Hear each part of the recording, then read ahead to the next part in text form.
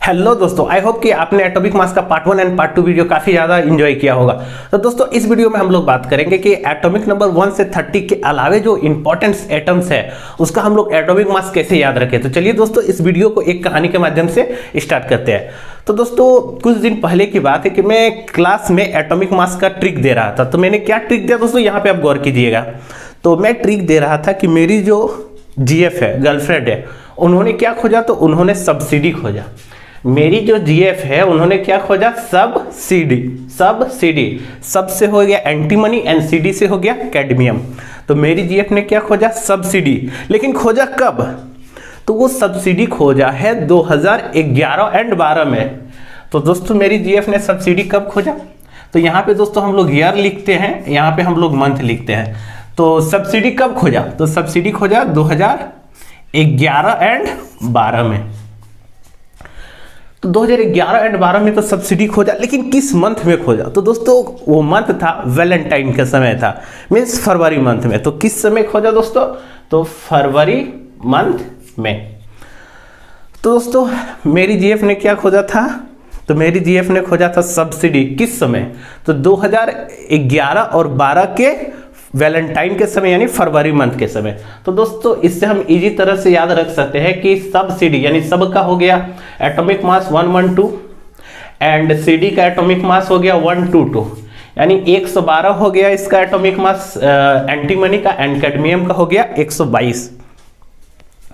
तो दोस्तों उन्होंने दो चीज खोजा, सब्सिडी मतलब एंटीमनी एंड कैडमियम। तो वो बार बार मेरे को एक चीज बोल रही थी कि देखो मैंने दो चीज खोज लिया, एंटीमनी एंड कैडमियम का प्रॉपर्टीज खोज लिया, तुमने अभी तक कुछ नहीं खोजा। तो दोस्तों मैं भी था, तो बोले ठीक है, ये 2011 एंड 12 में ही फरवरी मंथ में दो चीज खोज लिया। तो मैंने भी सोचा कि अगर मैं 2012 में अगर कुछ नहीं खरीदूं ना, तो जाहिर से बात है कि मेरे में हाथ में भी ना राखी बंधने वाला है। इसीलिए मैंने एकदम जोरदार तरीके से पढ़ाई स्टार्ट की। एंड 2012 में रक्षाबंधन से एक मंथ पहले मैंने आयोडीन का प्रॉपर्टीज खोज लिया। मैंने किसका प्रॉपर्टीज खोज लिया, आयोडीन का। और उसके अगले साल मैंने बेरियम का प्रॉपर्टीज खोज लिया, यानी मैंने बेरियम खोज लिया। लेकिन कब खोज लिया, रक्षाबंधन से एक मंथ पहले। तो दोस्तों रक्षाबंधन कब होता है, तो रक्षाबंधन होता है जुलाई को, जो मंथ होता है 8, यानी 8 से एक मंथ पहले। तो दोस्तों जैसे मेरी जो जीएफ है वो सीडी कब खोजी थी, तो सीडी खोजी थी 2012 में फरवरी मंथ में।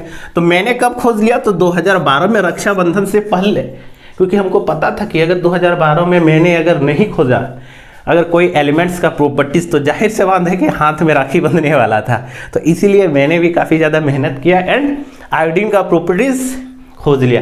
तो दोस्तों रक्षाबंधन से एक मंथ पहले, यानी रक्षाबंधन जुलाई में होता है, यानी मैंने कब खरीदा, जून में खरीदा।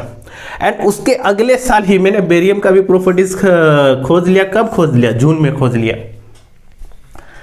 तो दोस्तों इसके बाद क्या हुआ कि 1-2 साल पीछे की बात है, यानी 2019 में। तो 2019 में मैंने किसका प्रॉपर्टीज खोज लिया, तो 2019 में मैंने गोल्ड का प्रॉपर्टीज खोज लिया। एंड 2020 में जब लॉकडाउन था पूरी दुनिया में, उस समय मैं सीसा का प्रॉपर्टीज खोज रहा था, मीन्स लेड का प्रॉपर्टीज खोज रहा था।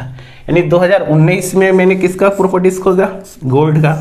एंड 2020 में मैंने किसका प्रॉपर्टीज खोजा, सीसा का। लेकिन वो भी कब खोजा, इत्तेफाक देखिए दोस्तों कि मैंने अभी तक जो चारों एटम्स का प्रॉपर्टीज खोजा है ना, वो रक्षाबंधन से एक मंथ पहले ही खोजा है। यानी कौन से मंथ में, 7th मंथ में एंड 7th मंथ में।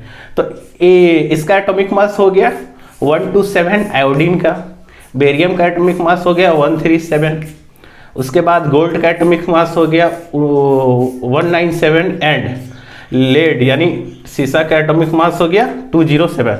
तो दोस्तों इसको हम लोग याद कैसे रखेंगे, तो सिंपल सा ट्रिक है।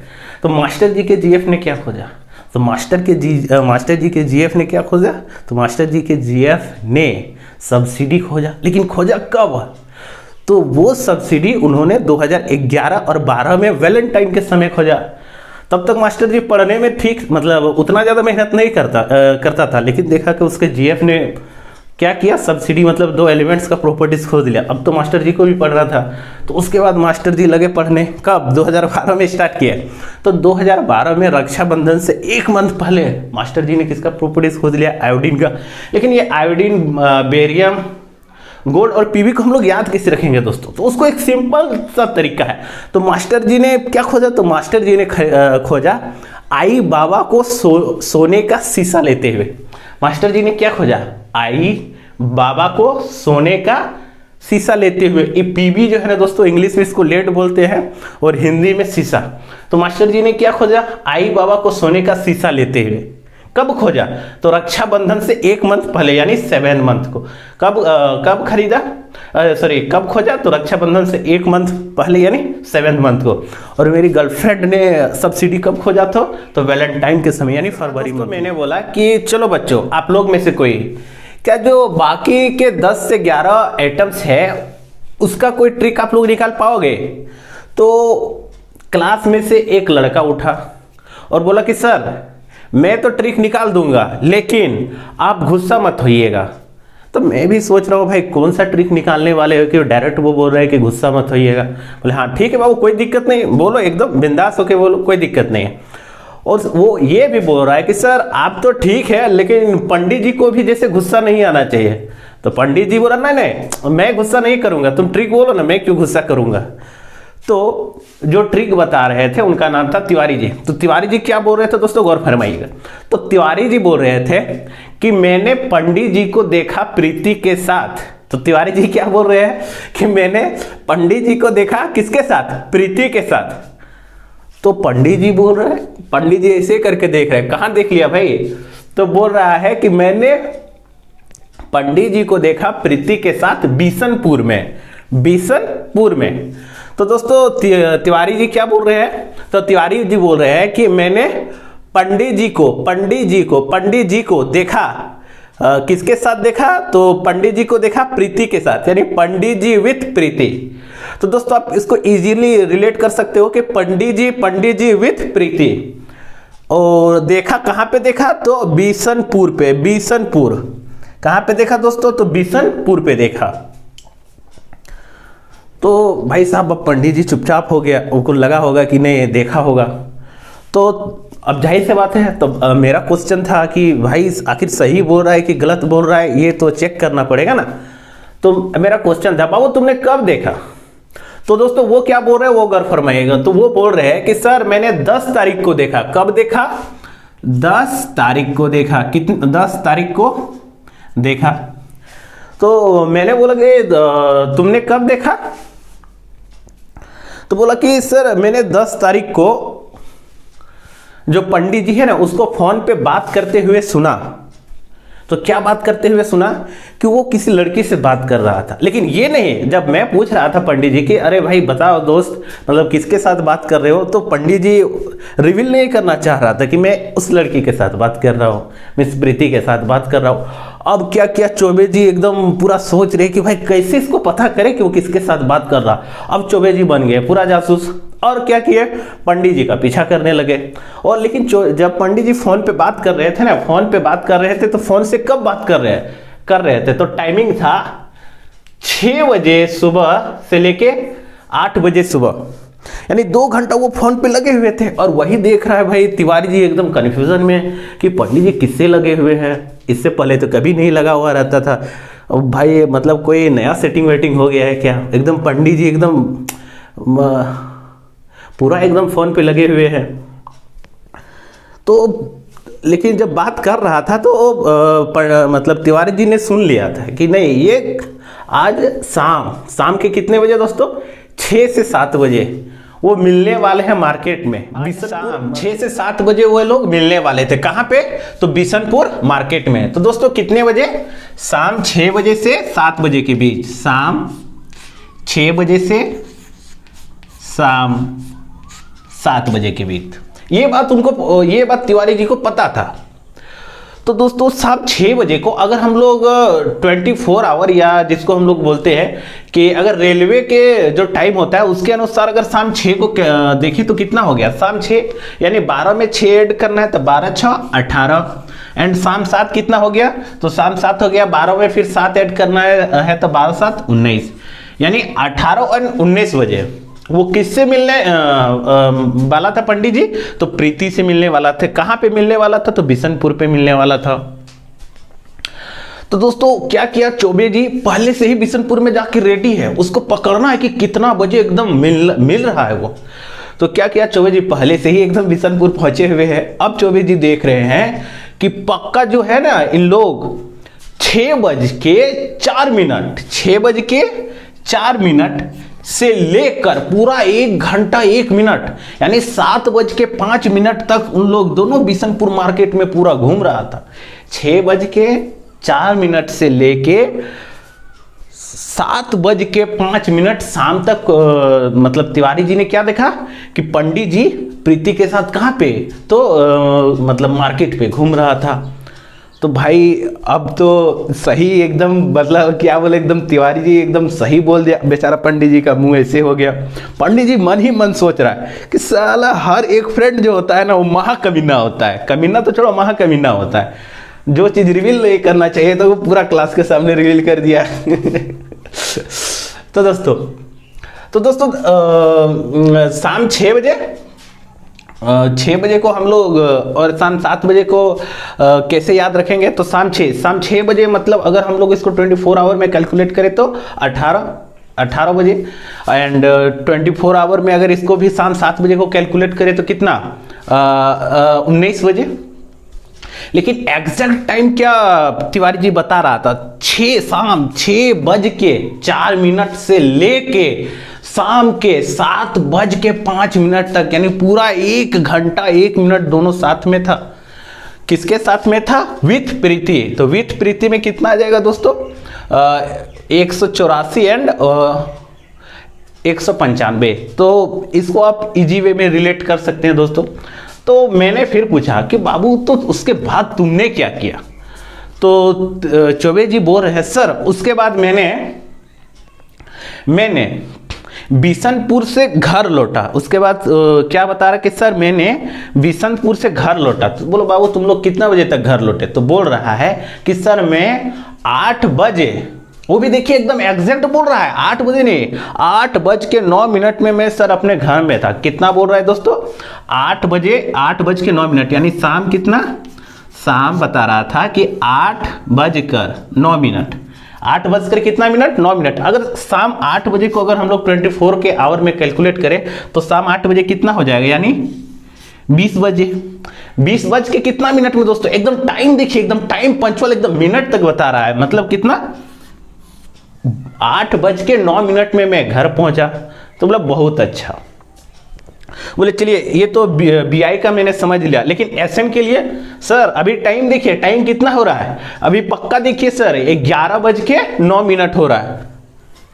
तो एकदम सही बात। तो एसएन का भी जो एटॉमिक मास होता है वो कितना होता है, 119 होता है। बोले क्या बात है, 11 बज के सुबह यानी 11:09 हो रहा था जब मैं उससे ये क्वेश्चन पूछ रहा था। तो एकदम बेचारा एकदम सही टाइम बता दिया कि सर कितना है, 119। और दोस्तों एक मतलब मजेदार बात ये है कि जो ये बीआई का एटॉमिक मास होता है वही मास होता है पीओ का भी।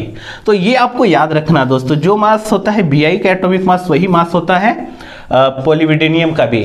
क्यों होता है, क्योंकि ये दोनों एक दूसरे का आइसोबार है। अगर आपको ये जानना है कि आइसोबार किसको बोलते हैं एंड आइसोटोप किसको बोलते हैं, तो डिस्क्रिप्शन में लिंक है, आप चेकआउट कर सकते हैं उस वीडियो को कि आइसोटोप्स किसको बोलते हैं एंड आइसोबार किसको बोलते हैं। तो चलिए दोस्तों हम लोग आगे देखते हैं। तो आई थिंक कि आप इसको बहुत ही इजी वे में समझ गए होंगे क्या। तो पंडित जी किसके साथ था, तो पंडित जी विथ प्रीति कहाँ पे था, बिशनपुर।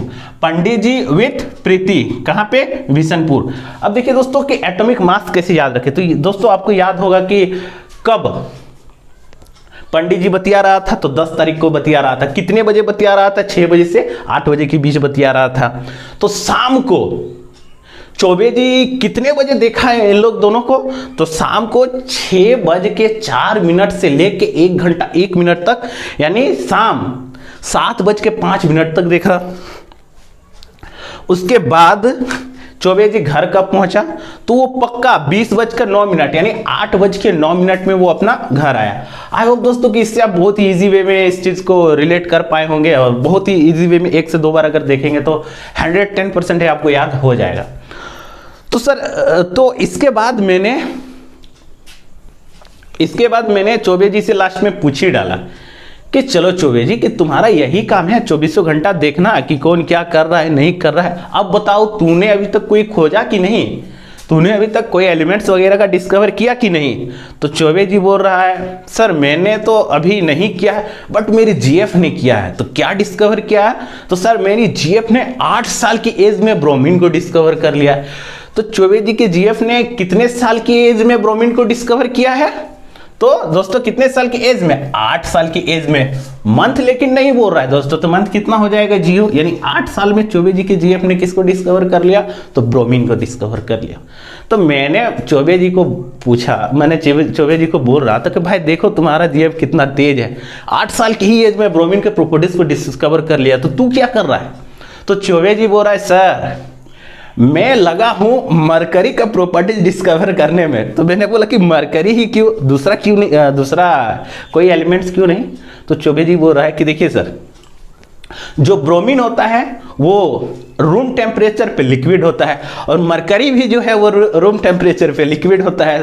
तो हम बोले तो अच्छा है ना सर, दोनों का प्रॉपर्टीज मिलेगा, एक नॉन मेटल है और मेटल हो। बोले क्या बात है, एकदम खतरनाक। तो मैंने बोला कि ठीक है लेकिन वो डिस्कवर तुम करोगे कब। बोले सर वो तो 8 साल में कर लिए, मैं 20 साल में करूंगा। तो वो कब डिस्कवर करने वाला है मरकरी का प्रॉपर्टीज चौबे जी, तो 20 साल की एज में। कब डिस्कवर करने वाला है दोस्तों, तो 20 साल की एज में, ठीक है। तो 20 साल अगर मंथ नहीं लिख रहे हैं तो डायरेक्ट। लेकिन दोस्तों कभी कभी आप ध्यान दीजिएगा, यदि अगर आपको आइसोटोप्स का कॉन्सेप्ट अगर क्लियर नहीं है ना, तो जैसे अगर कोई मरकरी का अगर पूछ दे कि एटॉमिक मास कितना है, तो बहुत सारा बुक में कभी कभी 200 भी लिखा होता है, 201 भी लिखा होता है, 202 भी लिखा होता है। आखिर क्यों ये जो एटॉमिक मास बोलिए चाहे हम लोग आइसोटोपिक मास हो जाता है, आखिर दोनों के बीच में क्या रिलेशन है, क्या अंतर है। क्या एटॉमिक मास को ही हम लोग आइसोटोपिक मास बोलते हैं या कि उन लोग दोनों के बीच में कुछ अंतर है, तो ये भी दोस्तों हम लोग समझेंगे आगे। तो दोस्तों तिवारी जी के गर्लफ्रेंड ने क्या खोज किया था, ब्रोमीन को कब खोज किया था, तो 8 साल की एज में, यानी उसका एटॉमिक मास हो गया 80। तिवारी जी क्या खोजना चाह रहे थे, तिवारी जी क्या खोजने चाह रहे थे, तो तिवारी जी खोजना चाह रहे थे मरकरी। क्यों, क्योंकि ब्रोमीन अधातु है जिसको हम लोग नॉन मेटल बोलते हैं एंड मरकरी धातु है जिसको हम लोग मेटल बोलते हैं, लेकिन दोनों ही क्या है रूम टेम्परेचर में लिक्विड, यानी एकदम कूल, मतलब जिसको बोलते हैं ना एकदम कूल की तरह रहने वाला है। तो आई थिंक दोस्तों आप ब्रोमीन एंड मरकरी को बहुत ही इजी वे में याद कर लिए होंगे। तो लास्ट में अब कौन बच गया, पंडित जी। तो मैंने अब डायरेक्ट पंडित जी से पूछा कि पंडित जी आप भी ध्यान दीजिएगा पढ़ाई लिखाई में कि नहीं। तो पंडित जी क्या बोल रहे हैं, ठीक है सर ऐसे ही मैं भी कोई ना कोई प्रॉपर्टीज खोज ही लूंगा। तो पंडित जी क्या बोल रहे हैं दोस्तों, तो पंडित जी बोल रहे हैं सर से इसको अलग अलग कर दिए, फर्स्ट दो को एक साथ एंड लास्ट दो को एक साथ, ऐसे सर ऐसे ही मैं कोई ना कोई प्रॉपर्टीज खोज ही लूंगा। तो मैंने बोल ही दिया बाबू तुम कब खोजोगे, देखो ये 8 साल में कोई 20 साल में। तो पंडित जी बोल रहे हैं सर अब इस तरह के कमीना दोस्त होते हैं, जब उन लोग इस तरह का अगर कमीना दोस्त रहेगा तो जाहिर से बात है कि ना 8 साल में खोज पाऊंगा ना 20 साल में, मैं अपना तो भाई बुढ़ंती समय में खोजूंगा। बुढ़ंती समय मतलब 74 ईयर से लेके 79। तो दोस्तों पंडित जी ने क्या सोचा, तो पंडित जी जो 2 एलिमेंट्स खोजने वाला है ए से यानी S and S arsenic and selenium, कब खोजने वाला है बुढ़ंती समय, यानी 74 ईयर से लेके 79 तक। आई होप दोस्तों आप पंडित जी वाला भी एकदम इजी वे में याद कर लिए होंगे। पंडित जी कितना 74 एंड 79 क्या खोजने वाला है, ऐसे ही प्रॉपर्टीज खोजने वाला है, मतलब ऐसे ही कोई ना कोई ट्रिक्स खोजने वाला, लेकिन कब खोजने वाला है, तो 74 से 79 यानी 74 ईयर में एस आर्सेनिक का प्रॉपर्टीज खोजने वाला है एंड 79 में सेलेनियम का प्रॉपर्टीज खोजने वाला है। एंड अगर मैं बात करूं तिवारी जी कि तिवारी जी के गर्लफ्रेंड ने क्या खोजा था, तो तिवारी जी के गर्लफ्रेंड ने क्या खोजा था, ब्रोमीन को। तो ब्रोमीन का एटॉमिक मास 8 साल यानी 80। उसी तरह मैं बात करूं कि तिवारी जी ने क्या खोजा, तो तिवारी जी किसको खोजना चाह रहा था, मरकरी को, लेकिन बेचारा कभी एज उसका 20 नहीं हुआ है, बट वो 20 साल में मरकरी को खोजना चाह रहा है। तो मरकरी का एटॉमिक मास कितना हो गया, 200। तो दोस्तों एक बहुत ही ज़्यादा इंपॉर्टेंट है कि आखिर एटॉमिक मास और आइसोटोपिक मास क्या होता है। तो दोस्तों उसके लिए डिस्क्रिप्शन में लिंक है, आप देख सकते हो कि एटॉमिक मास किसको बोलते हैं, आइसोटोपिक मास किसको बोलते हैं। और इसके साथ ही ये भी डिस्क्रिप्शन में है कि atomic mass, atomic weight and mass number या एटॉमिक नंबर में क्या डिफरेंस है, तो उसका भी लिंक डिस्क्रिप्शन में मिलेगा। दोस्तों आप वीडियो को चेकआउट कर सकते हैं। अगर ये वीडियो दोस्तों आपको अच्छा लगे तो प्लीज़ चैनल को सब्सक्राइब कीजिएगा, वीडियो को लाइक कीजिएगा, अपने दोस्तों के साथ इस वीडियो को शेयर कीजिए।